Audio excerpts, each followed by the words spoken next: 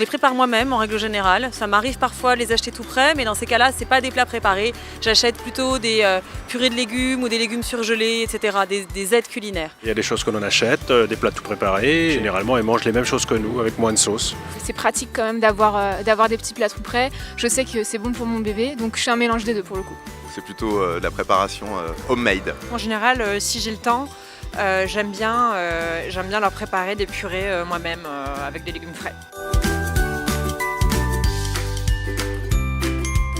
J'en parlais à la pédiatre et je lui demandais quel aliment je pouvais introduire selon l'âge qu'il avait. On est très marqué par les informations qu'on entend, que ce soit sur les pesticides, les antibiotiques. Donc on ne sait pas si on peut leur donner des fruits et légumes et qu'ils croquent dedans, si on peut leur donner du poulet sans que tout soit bio, et si les bio se valent. Donc oui, c'est très compliqué en fait de s'informer. Oui, c'est un peu compliqué parce que il faut regarder les étiquettes. On a souvent les conservateurs qui sont nocifs.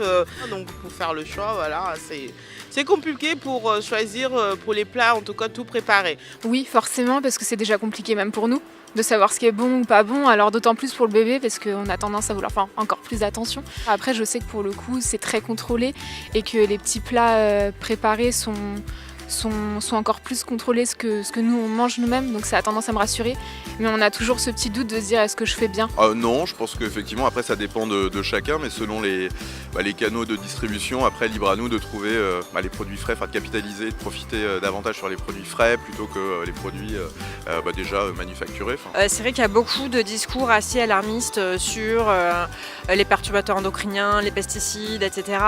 Donc c'est vrai que parfois c'est compliqué en fait de savoir quels sont les vrais critères de qualité pour de la nourriture toute faite. J'essaye de me tenir le plus informée possible. Déjà, je suis pas mal encadrée parce que j'ai mon pédiatre qui me suit. Je regarde forcément, un peu comme tout le monde, je pense, je regarde pas mal de sites sur internet.